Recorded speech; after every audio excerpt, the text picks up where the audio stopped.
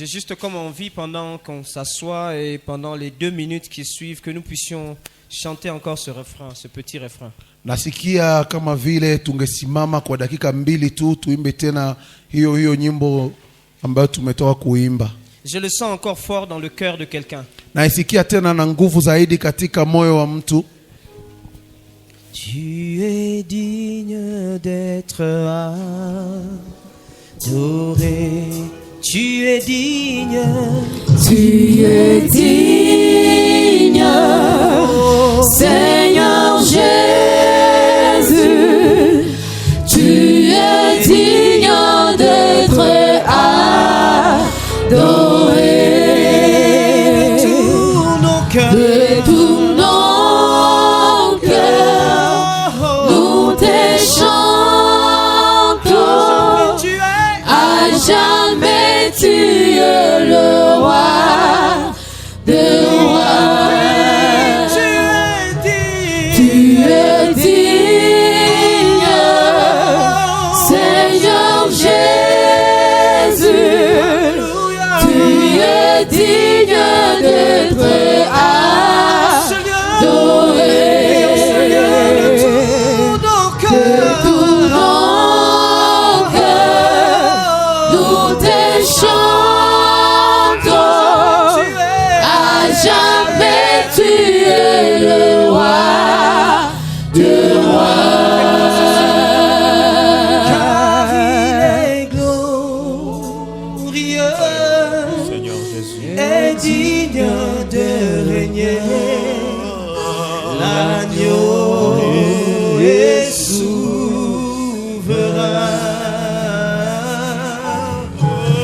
Nous élevons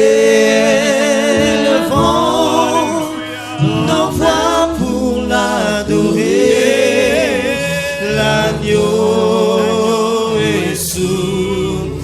Oh oui, car il est glorieux et digne de régner. L'agneau est souverain.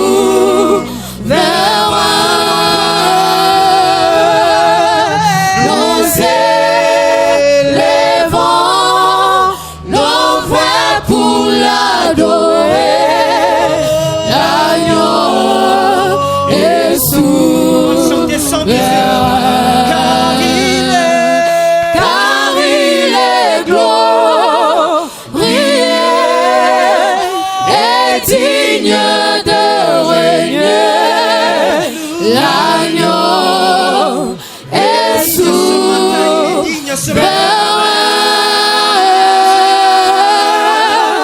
Nous élevons nos mains pour l'adorer. L'agneau est souverain. J'aimerais qu'on le chante sans la chorale. Car il est Il est glorieux ce matin. Sa présence est vraiment là.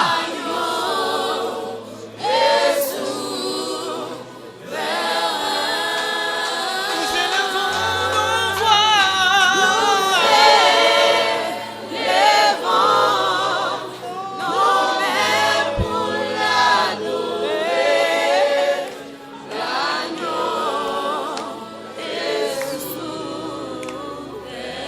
Laisse que ton cœur lui parle pendant ces quelques minutes, que ton cœur lui parle.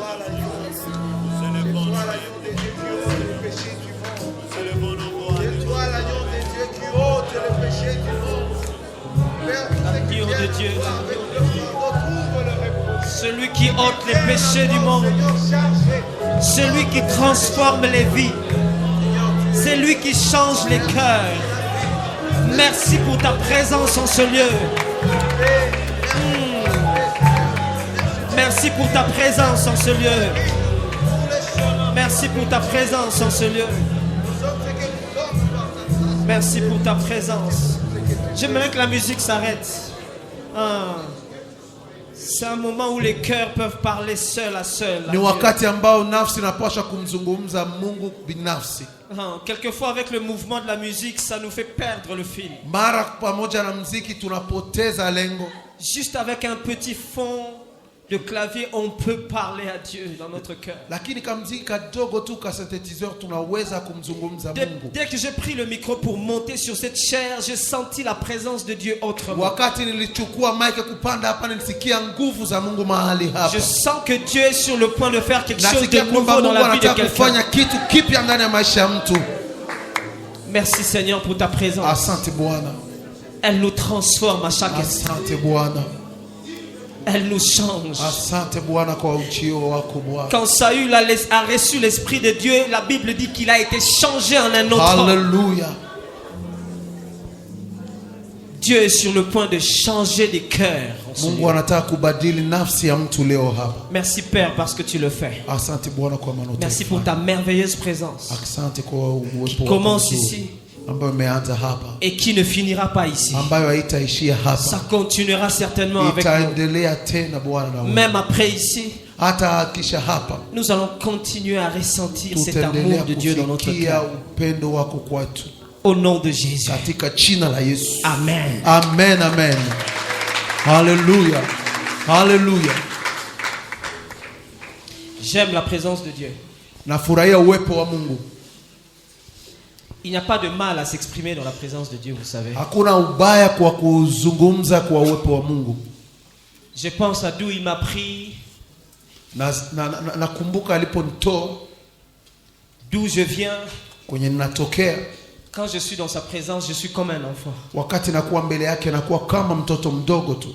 Il faut quelquefois ne pas se retenir dans la présence de Dieu. Mara nyingi unapokuwa mbele ya Mungu usikuwe mtu wa kusimama bila kufanya lolote.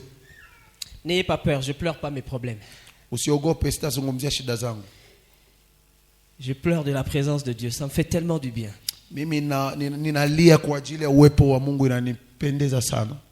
Et ça me rassure de mon avenir. Na inanihakikishia sana kwa siku zangu za kesho. Ce qui est bien, c'est que quand la présence de Dieu est là, on n'a plus besoin de savoir qui est à côté, qui est-ce que je vais voir. Il devient la chose la plus importante. Ni kwamba uwepo wa Mungu unapokuwa hapa hauta kusema nani iko pembeni yangu, lakini ni yeye ndio unamtazama sasa. On a comme l'impression que tous les problèmes s'évanouissent. Unaona kama vile shida zako zote zimepotea. On dirait qu'il y a un balai qui vient balayer toute la saleté Inakuwa de kama notre... vile kunakuwa kifagio kinatosha uchafu wote ndani ya maisha yako. Gloire à Dieu. Utukufu kwa Mungu. Le repos du Seigneur, nous avons commencé à parler hier du repos du Seigneur. Na tangu jana hiyo tulianza kuzungumzia pumziko la Bwana. Pendant les quelques minutes aujourd'hui, j'aimerais que nous puissions continuer avec ce sujet. Na mnapenda tena leo kwa dakika chache tuendelee na mada hiyo hiyo. Nous étions dans Psaume chapitre 23. Tulikuwa kwa Zaburi ya 23.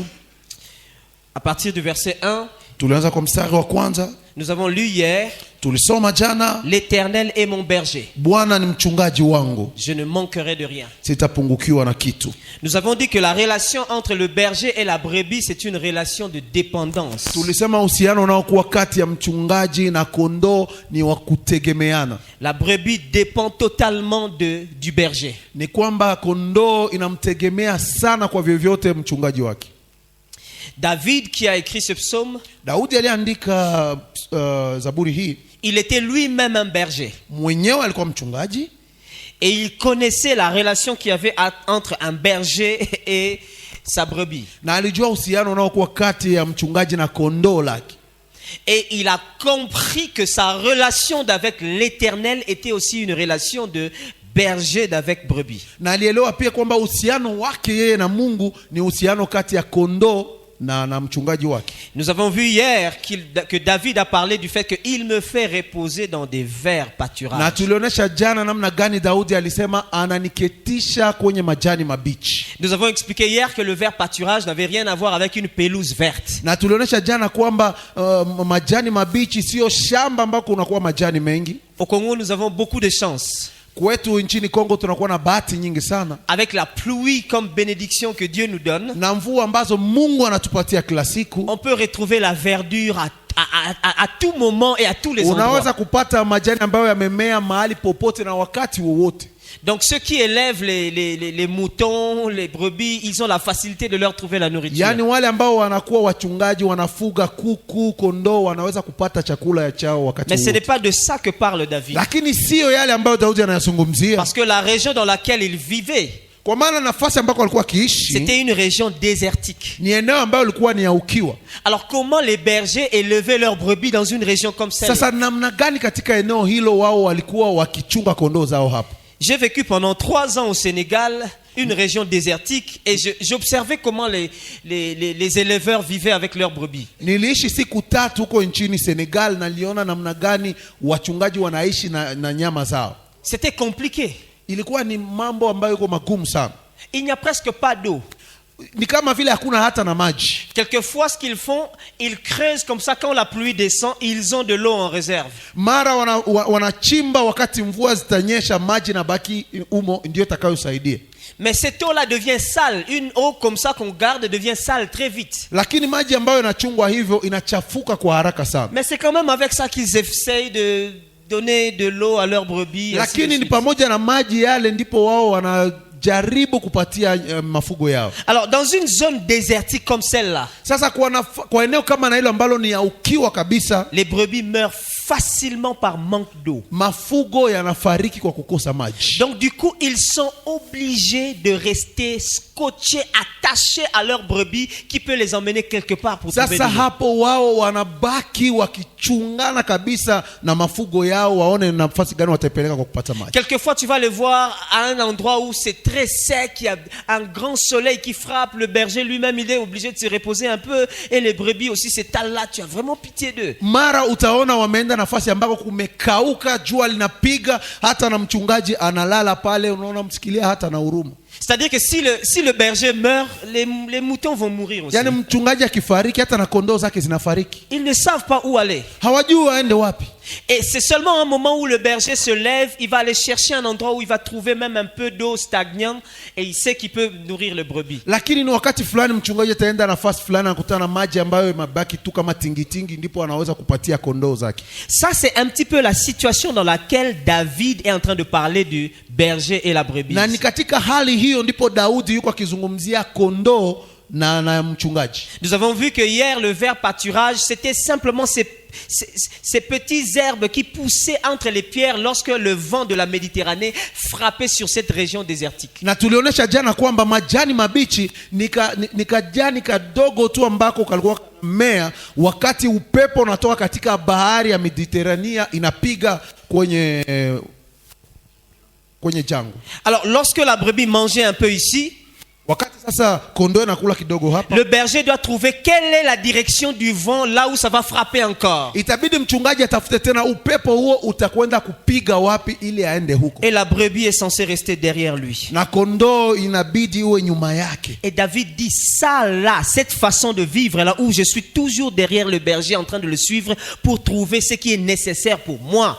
Na Daudi anasema sasa hivi jinsi kondoo inavyoenda nyuma ya mchungaji wake, c'est ça mon ver pâturage. Hiyo ndio majani mabichi yangu. Un enfant de Dieu n'est pas celui qui vit avec beaucoup. Mwana wa Mungu si ambaye anaishi na vitu vingi. Mais c'est celui qui sait vivre exactement avec le pain quotidien que Dieu lui a donné pour cette situation-là, en ce moment-là, ce jour-là. Lakini ni mtu ambaye anaweza kuishi na huo mkate wa hiyo siku ambayo Mungu amempatia wakati huo na kwa nyakati hiyo. C'est bien d'avoir beaucoup d'argent, frère. Ni vizuri kuwa na pesa nyingi ndugu. Je nous encourage à travailler pour ça. Na ninawashurutisha sana muendelee kutumika. Mais c'est mieux de savoir qu'est-ce que Dieu a prévu pour moi pour cette situation. Lakini elewa sasa Mungu amepangilia nini katika hali kama na hii kwangu. C'est ça qui fait toute la différence entre un enfant de Dieu et celui qui ne l'est pas. Na hiyo ndio tofauti kati ya mwana wa Mungu na yule asiye mwana wa Mungu. Ce n'est pas l'abondance en argent. Sio kuwa na pesa nyingi. Mais c'est l'abondance en grâce. Lakini ni kuwa na neema nyingi.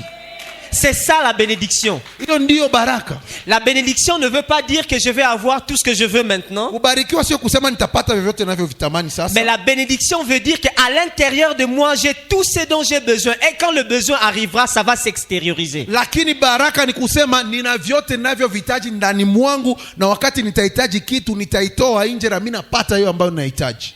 Alors après avoir parlé du vert pâturage, Kisha kuzungumzia majani mabichi, David dit, il me dirige près des eaux paisibles. Daudi anasema ananipeleka kwenye maji ya utulivu. Les eaux paisibles. Maji ya utulivu. Quand je lisais ce verset avant, Samuel, Wakati nilikuwa nikisoma hiyo zamani, moi j'étais en train de penser que le berger dirige la brebis là où il y a des eaux calmes qui ne bougent pas. mimi nilikuwa nikizani kwamba mchungaji anapeleka kondoo ambako kunakuwa maji ambayo yanakuwa tulivu, hayachezi chezi. La réalité qui se passe en Israël est celle-ci. Lakini ukweli uko nchini Israeli ni hivi. La zone où David se situe quand il parle de ce psaume ici, Eneo ambako Daudi alikuwa akizungumza wakati anasema katika Zaburi hii, c'est une zone qui n'a pas d'eau. ni nafasi ambako hakuna maji. David, est-ce que tu es fou? Daudi, je, umekuwa kichaa? Il te conduit comment près des eaux paisibles? Anakupeleka namna gani kwenye maji ya utulivu? En fait, comme c'est une région qui reçoit beaucoup de vent venant de la Méditerranée, Kwa maana ni eneo ambako inapokea upepo mwingi kutoka bahari ya Mediterania. il peut se faire que en quelques minutes dans une zone, il peut se créer très vite des nuages et la pluie tombe très vite. Yaani inaweza kufanyika kwa dakika chache, mawingu yanaweza kufika hapo na mvua inanyesha papo hapo. Et quand cette pluie tombe, elle est très abondante. Na wakati mvua hiyo inanyesha inakuja nyingi sana. Et quand cette eau descend entre les pierres, entre les rochers, Wakati maji hayo yanashuka katika mawe, cette eau vient avec beaucoup de pression. maji yale yanakuja kwa haraka sana. Si bien que si une brebis ou un animal se retrouve quelque part en train de voir un peu d'eau et en train de boire, ne sachant pas qu'il a plu fortement et qu'une forte eau est en train de venir, Hadi kwamba hata na kondoo ikiwekwe na kunya maji hapo na ijue kwamba maji mengine yenye kuwa na haraka sana yanashuka, l'animal va se retrouver en train de boire, mais très vite il va se retrouver emporté sous na l'eau. kondoo hiyo inaweza kuwa ikiwe kinywa na inapelekwa papo hapo. Et c'est comme ça que beaucoup de brebis mouraient dans cette zone. Na ndivyo hivyo kondoo nyingi zilikuwa zikifariki eneo hilo. Parce que la plupart des eaux qui viennent avec précipitation, avec pression, ce ne sont pas des eaux paisibles. Kwa maana maji yale ambayo yanashuka yakiwa na haraka sana sio maji ya utulivu. Ce sont des eaux qui emportent les animaux très Ni rapidement. maji ambayo yanapeleka wanyama kwa haraka sana. Alors un berger intelligent Sasa mchungaji wa akili est celui qui sait voir la position des rochers ni yeye ambaye anajua kuangalia position ya hiyo mawe yanakuaje, pour savoir qu'à cet endroit, même s'il pleuvait très fort, quand l'eau arrivera à cet endroit, ça ne peut pas emporter mes brebis. na ili kwamba aweze kujua hata mvua ingenyesha sana maji yale hawezi kupeleka kondoo zangu. Donc quand il y aura une forte pluie, je dois positionner mes brebis à un endroit où, lorsque les eaux viendront avec beaucoup de pression, que ça ne puisse pas les emporter. Yaani mvua kali zitakaponyesha maji yanashuka na haraka sana, mimi nipeleke kondoo zangu kando isipelekwe na maji yale. Donc le berger doit calculer où est l'endroit où l'eau passe avec pression. Yaani mchungaji inabidi ajue ni nafasi gani maji yanapita na haraka sana, Et comment est-ce que cette eau peut donner quelques petits ruisseaux jusqu'à un endroit où la brebis peut facilement s'abreuver. ni nafasi gani maji yale yanaweza kufanya njia kidogo kidogo hadi nafasi ambako kondoo zitakunya pasipo shida. Alors David est en train de dire ceci. Na Daudi anasema hivi, Mon berger à moi, mchungaji wangu mimi il m'emmène là où les eaux sont paisibles. ananipeleka nafasi ambapo maji yako ya utulivu. C'est-à-dire il calcule déjà très bien quel est l'endroit où l'eau ne peut pas m'emporter. Yaani amehesabu vizuri ni nafasi gani maji hayawezi kunipeleka. Comme ça, à chaque fois que je suis en train de boire, Yaani wakati wote napokunywa sasa, je suis rassuré que ce que je bois ne va pas m'emporter quelque part. ninahakikishiwa kwamba maji hayawezi kushuka tena, yananipeleka. Chers frères et sœurs, Kaka na dada, il y a de l'argent qui emporte les gens. kuna pesa ambazo zinawapeleka watu. Il y a des biens matériels qui emportent les gens. Kuna vitu ambavyo vinawapeleka watu. Il y a des voyages qui emportent les gens. Kuna safari zinawapeleka watu. Il y a du travail qui peut t'emporter quelque Kuna part. hata na kazi ambalo linaweza kupeleka fast Il fulani. y a des mariages qui emportent les gens dans le Kuna hata na cimetière. ndoa ambazo zinaweza kuwapeleka watu. Il y a des projets qui emportent les gens dans un cercueil. Kuna hata miradi ambazo zinapeleka watu katika Il n'y a jeneza. que Dieu qui sait exactement quel est ce projet dans lequel tu peux entrer Ni sans que ça ne Mungu tu t'emporte. ndiye anajua unaweza kuingia kwa mradi gani ambao uweze kukupeleka anakupeleka. C'est pour ça que tu as besoin de rester collé à Dieu. Ndio maana inakubidi ubaki ukibambana na Mungu. Chers frères et sœurs, Kaka na dada, tout argent n'est pas à mettre la main dessus. pesa zote haziko za kufurahia. J'aimerais dire à un enfant de Dieu ici en ce lieu, Napenda kumwambia mwana wa Mungu leo hapa, tout projet n'est pas à mettre la tête dedans. miradi yoyote sio ya kimbilia. Tout argent n'est pas à accepter. Pesa zote sizo za kukubali. Jeune sœur, je t'en prie. Minakupenda dada yangu, nakusii sana. Non, c'est juste un transport qu'il m'a donné. Alinipatia tu ni pesa ya nauli. Non, il m'apprécie beaucoup. Non, il est gentil. Ananifurahikia tu, ni mtu mpole. Il est gentil. Il m'a dit que c'était juste un transport. Alisema tu alinipatia pesa tu ya nauli, transport. Tu ne sais pas où est-ce que l'eau pourra venir. Haujue maji yatatokea wapi. Ça a commencé par un transport. Ilianzia kwa pesa tu ya nauli. As-tu déjà vu un transport de $100 Wewe umekwisha kuona nauli ya $100 wapi? pour quitter une commune à Goma et aller dans une autre? Wewe kutoka tu Birere unaenda Ndosho wanakupa $100. Toi-même, tu ne te poses pas la question. Il m'a donné $250. Il m'a dit c'est juste le Na transport. wewe unajiswali, unasema nipatia $215, unasema tu ni ya nauli. Wewe mwenyewe ujiswali. Ça, c'est pour payer qui a un motard. Je, ni ya kulipa tu motari? Tu ne sais pas quand est-ce que ça va pleuvoir quelque part et quand est-ce que tu vas te retrouver sous l'eau. Haujue na wakati gani mvua zitanyesha na wakati gani utajikuta uko chini ya maji. Demain, le même argent deviendra une dette qu'il faudra rembourser. Pesa hizo kesho itakuwa ni deni ambayo itakubidi ulipe. Il n'y a que Dieu qui sait exactement ce qu'il te faut. Ni Mungu mwenyewe ndiye anajua ni nini inakufaa. Tu refuses de collaborer avec cette personne-là qui n'a rien, mais c'est justement l'eau paisible. Il y a des eaux paisibles que nous sommes en train de passer Haupendi comme ça. kuzungumza na kuwasiliana na huyo mtu ambaye unaona ni wa chini chini, lakini yule ndiye maji matulivu kwa maisha yako. Jeune frère, Kaka, attention. fanya angalisho kaka. Elle n'est pas une eau paisible, cette sœur que tu es en train de Yule voir. dada ambaye unamuona pale siye maji matulivu. Elle t'emmènera dans un cercueil. Atakupeleka katika jeneza. Je ne sais pas pourquoi les hommes aiment toujours les hommes n'aiment jamais les eaux paisibles. Sijui kwa nini wanaume hawatakaki sana maji ya utulivu. C'est dans notre nature, nous les hommes là. Ni kama hivyo maumbile yetu tu sisi C'est-à-dire wanaume. que là où ça va, elle est bien, elle est calme. Ça on veut pas. Kwenye unakutana mwanamke anatulia, sitaki hivi. Les hommes aiment toujours là où on va lui faire mal à la tête. Unapenda tu uende nafasi kwenye watakusumbua kichwa. Dieu connaît ton eau paisible. Mungu anajua maji matulivu yako. Cherche ton eau paisible avec Dieu. Maji matulivu yako na Mungu. Ne suis pas n'importe qui. Usifate kila mtu. N'entre pas dans n'importe quel projet. Usiingie katika mradi wowote ule. Il y a des projets qui peuvent t'engloutir jusqu'à ce que nous allons t'enterrer. Kuna hata miradi ambayo inaweza kufunika hadi tutakapokuzika. Tout voyage n'est pas effectué. Kila safari sio ya kuenda. Je prie Dieu qu'il révèle à la jeunesse de ma nation que ce n'est pas important d'aller en Europe. Na si Mungu aweze kufunulia vijana wa nchi yangu kwamba sio ya muhimu kwenda Ulaya. D'ailleurs, Dieu a bien fait qu'avec la Covid là, ça devient compliqué. Kwanza Mungu alifanya vizuri na hii magonjwa hii ya Covid. La vie n'est pas aux États-Unis. Maisha sio huko Marekani. J'étais aux États-Unis, j'ai vu des gens qui vivent là-bas. Franchement, je me dis, si c'est venir ici pour vivre cette vie ici, ça sert à rien. Mimi nilikuwa huko Marekani na niliona jinsi watu wanaishi hivyo, ukasema kama ni hivi tu ndio watu wanaishi, haina muhimu kuja huko. Il y a un Congolais qui est mort aux États-Unis. Kuna Mkongomani aliyefariki huko Marekani. On a envoyé la photo. Wakatuma picha yake.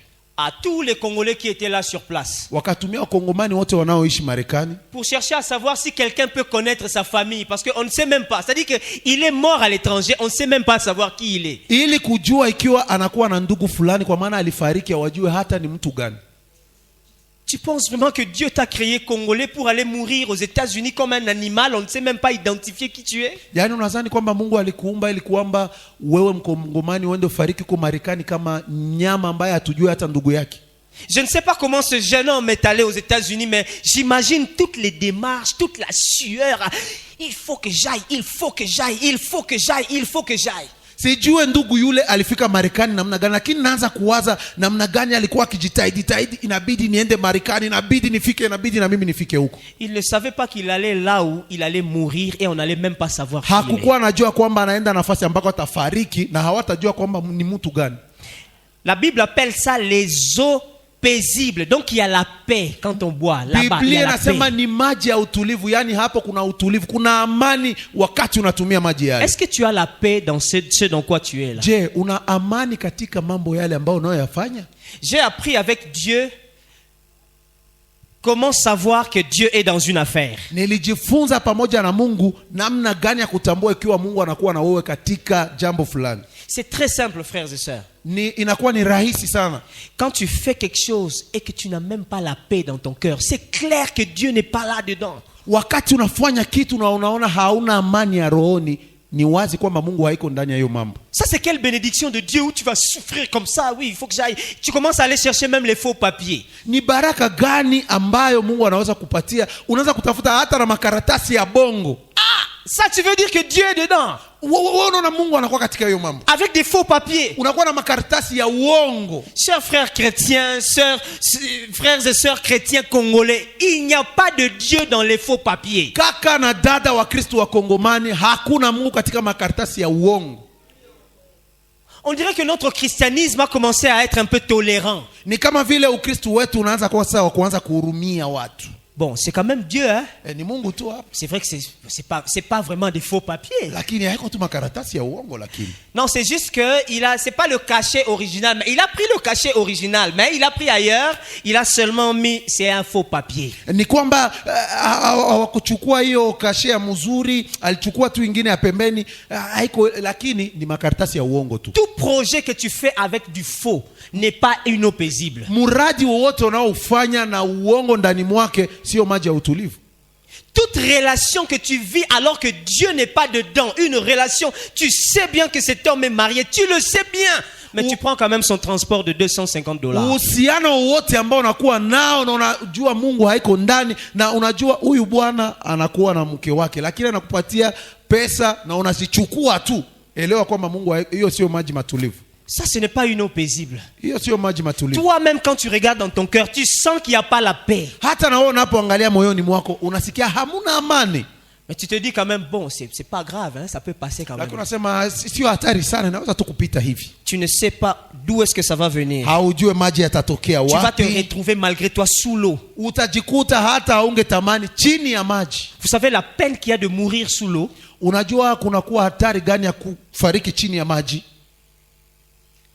Examinez-vous. Est-ce qu'il y a la paix dans ce que vous faites? David est en train de dire dans le verset 3, il restaure mon âme. Il me conduit dans les sentiers de la justice.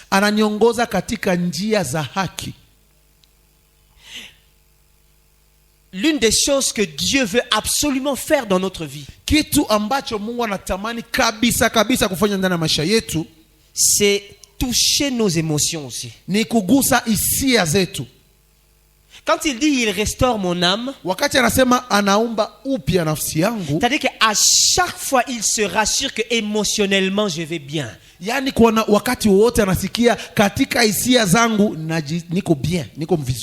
En fait là, dans la mentalité juive, parmi l'une des fonctions capitales d'un berger, c'est de partager aussi sa vie avec les brebis. C'est-à-dire que de façon émotionnelle, les brebis, ils développent comme un sentiment vis-à-vis de leur berger. Et à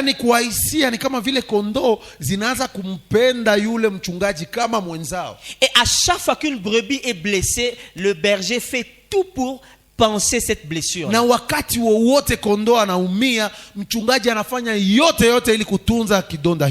L'autre élément du repos que Dieu nous donne, Dieu se rassure que notre cœur n'a pas de blessure. Le péché nous a blessés. Zambi zilituumiza. Nous sommes nés dans une famille où on a prononcé des choses sur nous, on a parlé, on a insulté, et c'est resté dans notre cœur comme une blessure. Tulizaliwa katika jamaa ambamo walisema mambo mabaya na yakabaki ndani ya mioyo yetu kama vile vidonda. Quand je vois d'autres personnes à l'église, comment ils parlent, je sais que ça c'est un blessé. Wakati naona watu wengine kanisani namna wanavyozungumza, nasema huyu anakuwa na vidonda vya ndani huyu. Ce qui est compliqué, c'est que un blessé peut même servir Dieu. Sasa kitu cha kushangaza, hata mtu ambaye anaumia ndani anaweza kumtumikia Mungu. Il peut même parler en langue. Anaweza kuzungumza hata kwa lugha. Il peut même prêcher l'évangile. Anaweza hata kuhubiri injili. Mais il y a un endroit où quand tu vivras avec lui, tu sentiras que c'est quelqu'un qui a eu une blessure dans son cœur qui n'a jamais été guéri. Kuna nafasi ambako ukiishi na mtu yule utasikia anakuwa na vidonda vya ndani ambavyo havijapona bado. Tu vas le savoir au travers de tous ceux qui sont autour d'eux. Utaielewa kwa watu ambao wanamzunguka. Un blessé ne fait que blesser les autres. Mtu ambaye ameumia ndani anaumiza wengine. Tu entends comment il parle. Unasikia namna anavyozungumza. Il n'a pas de pitié. Haurumii mtu. Tu vois comment il est en train d'agir vis-à-vis des autres. Unaona namna gani anavyotendea wengine. Pour lui, ça ne lui dit absolument rien. Kwake havimwambii kitu. Les psychologues disent ceci. Na wanapsikolojia wanaojifunza akili za mtu, ils disent que l'environnement dans lequel nous avons vécu, wanasema kwamba mazingira ambapo tulipoishi, cet environnement là, mazingira hayo mélangé avec le relationnel, c'est-à-dire que toutes les personnes avec qui on était en relation, ukiichanga sasa na watu wote ambao tulikuwa nao katika uhusiano, mélangé avec les événements que nous avons vécus, ukiichanga sasa na mambo ambayo uliyoyapitia, ça crée dans notre cœur des pensées, des croyances. Inaumba ndani yetu namna fulani ya kuamini. Et à chaque fois que nous vivons dans notre vie, nous vivons sur base de ça. Na wakati wote unaishi sasa, unaanza kuishi kwa yale ambayo wewe umeamini sasa. Elle a vécu là où papa est divorcé avec maman, la tante est divorcée avec l'oncle, le grand frère est divorcé avec sa femme. C'est tout à fait normal que tu le vois en train de vouloir divorcer avec son mari. Utamwona kama aliishi nafasi ambako baba yake na mamake waliachana, muyomba na mke wake waliachana, kaka na dada waliachana. Itaeleweka wakati hata naye ataingia katika ndoa anatamani tu aachane na mume wake ama na mke wake. Parce que cet environnement-là lui a créé une forme de blessure dans le cœur. Kwa maana mazingira yale yaliumba kama vile kidonda ndani mwake. Et lui-même il ne sait pas. Na yeye mwenyewe haitambui. Alors à chaque fois qu'il se retrouve dans une relation, il a comme l'impression qu'il est mal à l'aise tant qu'il n'a pas reproduit ce qu'il a vu chez lui à la maison. Na wakati wote sana anakuwa katika uhusiano na mtu anaona kwamba haviendeki kabla hajatenda kama vile alivyoona nyumbani kwao. Toutes les fois on lui a dit qu'il ne servait à rien, il était inutile. Wakati wote walimwambia wewe uko bure hauna maana. Depuis qu'il était enfant. Tangu yeye mtoto.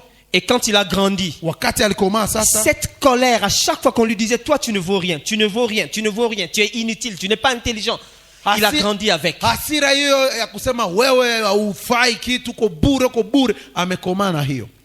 Et vous voulez vivre avec quelqu'un comme ça? Sasa unataka kuishi na mtu kama na yule. Il yule. sera toujours en train de vous montrer qu'il connaît. Na wakati wote atakuonesha mimi najua. Parce que c'est un blessé. Kwa maana ni mtu ambaye ameumia. Tout ce qu'il n'a pas pu faire quand il était enfant, il veut le faire maintenant qu'il est grand. Wakati wote vyote ambavyo kuvifanya ni mtoto, anataka kuvifanya sasa wakati amekomaa. Vous lui donnez une responsabilité à l'église. Oh, on est foutu. Unampatia jukumu fulani kanisani, sasa yote inaharibika. Il écrase tout le monde. Anapiga wengine wote, anasema mimi ndio kiongozi hapa. Parce qu'il a été longtemps écrasé par son père. Kwa maana baba yake tangu alikuwa mtoto alikuwa akimkanyagia tu. On le diminuait toujours. Walikuwa akimshusha tu. Et il tombe sur une femme. Sasa anaanguka kwa mwanamke fulani. La pauvre femme va subir tout ce que lui il a subi chez son père. Mwanamke yule atasikia habari yake kwa yote ambayo aliona kwa baba yake. Blessé. Ameumia ndani. Dans son cœur. Ndani ya moyo. Et nous sommes nombreux à l'église, pasteur. Na tuko wengi kanisani hivyo ambao tumeumia ndani. Quand il est seul dans sa chambre, tu penses qu'à chaque fois qu'il blesse les gens, il n'est pas à l'aise. Quand il rentre lui-même dans sa chambre, il pleure. Na wakati anakuwa katika chumba chake, wakati aliwaumiza watu, anarejea anafika katika chumba chake anaanza kulia.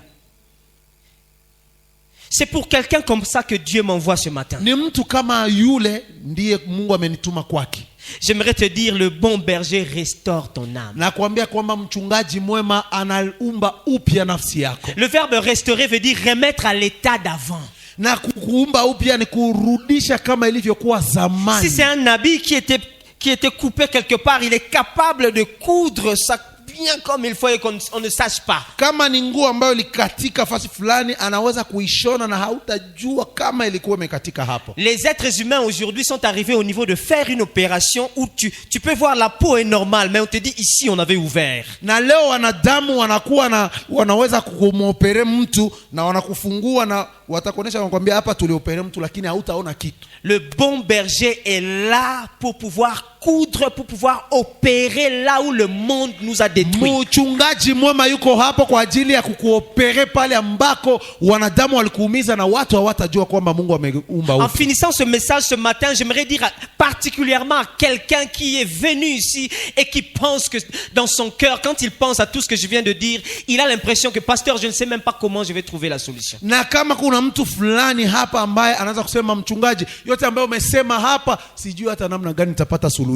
Tout ce que j'ai vécu dans ma famille. Yote niliyoishi ndani ya jamaa langu. Il y a des gens qui condamnent même leurs parents morts. Kuna hata watu ambao wanahukumu wazazi wao ambao wamefariki. Ils disent, papa, pourquoi tu es mort? Pourquoi tu es parti tôt? Papa, namna gani ulifariki? Namna gani ulifariki? Maman, pourquoi tu es parti tôt? Mama, namna gani ulifariki à cause de ton départ, là où j'ai vécu, voici ce qu'on m'a fait. Ona sasa wewe kwa sababu ulifariki, ona sasa mimi mambo ambayo unayapitia. J'aimerais te dire que tu as dans le ciel un père qu'on appelle le Père céleste. Napenda kuambia kwamba mbinguni una baba ambao wanamuita baba wa mbinguni. Il sait prendre soin de nous comme jamais un homme peut prendre soin de nous. Anajua kutushughulikia vizuri sana kuliko mwanadamu wa yeyote. Il a prévu une restauration. Alipangilia kukuumba tena upya. Il y a un vent de restauration de Dieu dans cette salle. Kunakuwa tena pepo mpya ya kuumba watu katika kanisa hili. Je sais que tout ce que je viens de dire a peut-être attristé quelqu'un. Nasikia huenda yote nimesema imemkwaza mtu fulani. Mais ma joie est qu'il y a un vent de restauration. Lakini furaha yangu ni kwamba kuna upepo mpya kumuumba mtu upya. Le bon berger est celui qui est venu ce matin pour ouvrir les cœurs et opérer comme il faut. Mchungaji mwema ni yule ambaye amefika leo asubuhi kufungua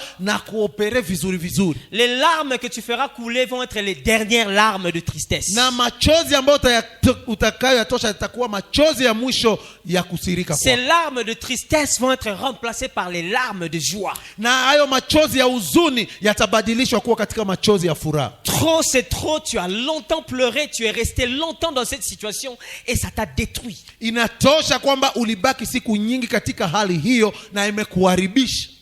Mais le bon berger est là. Lakini mchungaji mwema yuko hapa.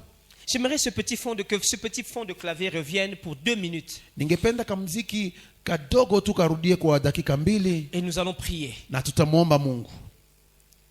Il me conduit près des eaux paisibles. Ananiongoza kwenye maji matulivu. Il restaure mon âme. Na anaumba upya nafsi yangu. L'autre chose qui a fait que dans ta vie tu cherches toujours des eaux troublées. Kitu kingine kimekusumbua kwamba unatafuta ndani ya maisha yako maji ambayo yanakuwa ya fujo fujo. C'est parce que tu es un blessé. Ni kwa sababu unakuwa na vidonda ndani mwako. La blessure de ton cœur ne te fait jamais voir des bonnes personnes. Kidonda ndani ya maisha yako hakikuonyeshi watu wazuri. La blessure de ton cœur ne te fait jamais rester longtemps dans un bon projet. Kidonda ndani ya nafsi yako kinafanya kwamba ukuwe unaondoka kila wakati katika mradi mzuri. Toi-même tu ne sais pas comment tu fais pour que finalement tu détruises tout ce qu'il y a de bien autour de toi. Hata na wewe uelewe namna gani unavyofanya kwamba uharibu mazuri ambayo yamekuzunguka. Tu penses à cette relation que tu as détruite. Jusqu'aujourd'hui, tu as mal dans ton cœur. Tu sais que cette personne n'était pas mauvaise. Mais tu te dis, qu'est-ce qui m'est arrivé? C'est la blessure du cœur. Na hata leo unaendelea kusema uhusiano huu ambao niliouvunja, mtu yule hakuwa mbaya. Hadi leo unakuwa na kidonda ndani mwako, unaendelea kujihukumu. On a prié longtemps pour toi, mais tu as l'impression qu'il n'y a pas eu de solution. Walikuombea lakini unahisi kwamba hakuna suluhisho. La solution n'est pas dans la prière. Suluhisho sio ndani ya maombi. C'est la guérison de cette blessure. Lakini ni kupona ya hicho kidonda ndani mwako. Tant que tu ne seras jamais guéri, kabla haujapona kidonda hicho, tu ne pourras jamais passer cette situation. Hauwezi kuvuka hali hiyo. Et s'il existe un grand médicament pour la guérison de cœur, na kama kuna kuwa dawa kubwa ya kuponya nafsi ya mtu, ce matin j'aimerais nous inviter au pardon. Ningewasihi leo asubuhi tuwe kwa msamaha. Il faut pardonner à cette personne qui t'a blessé. Umsamehe mtu yule ambaye aliyekuumiza. Il faut pardonner à ce père, à cette mère. Umsamehe huyo baba, huyo mama. Il faut pardonner à ce frère. Umsamehe huyo kaka. Il y a des personnes qui ont été abusées même sexuellement. Kuna watu ambao hata walitendewa ujeuri. Ça détruit l'estime. Inakuharibu kama mtu. Elle n'a jamais dit ça à qui que ce soit. Na haja kumwambia mtu kama alibako alitendewa ujeuri. C'est resté là comme une pierre dans le cœur. Ikabaki kama jiwe ndani mwake. Elle est en colère. Anakuwa na hasira. Elle a l'impression qu'il faut qu'elle se venge. Yeah, anahisi kwamba inabidi tu nilipize kisasi. On la voit à l'église, mais personne ne voit ce qu'il y a dans son cœur. Tunamuona kanisani lakini hakuna mtu anajua nini nakuwa ndani ya moyo wake.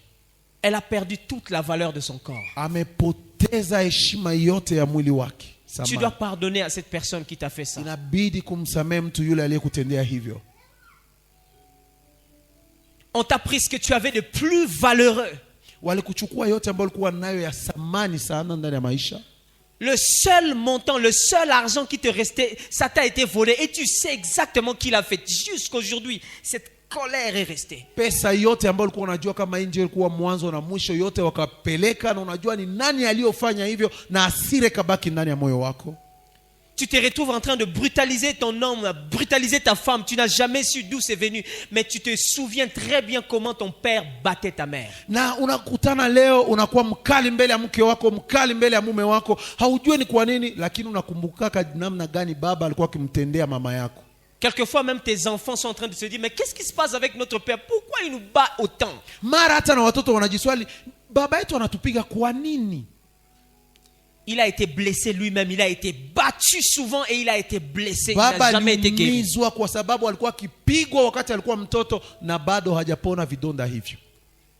Le vent de restauration est ici ce matin. Na upepo mpya wa kumuumba mtu upya uko hapa leo asubuhi. Mais tu dois sincèrement pardonner à cette personne. Lakini inakubidi usamehe kweli kweli mtu yule. J'aimerais pendant 1 minute que sincèrement tu pardonnes. Dis à Dieu que tu pardonnes à cette personne.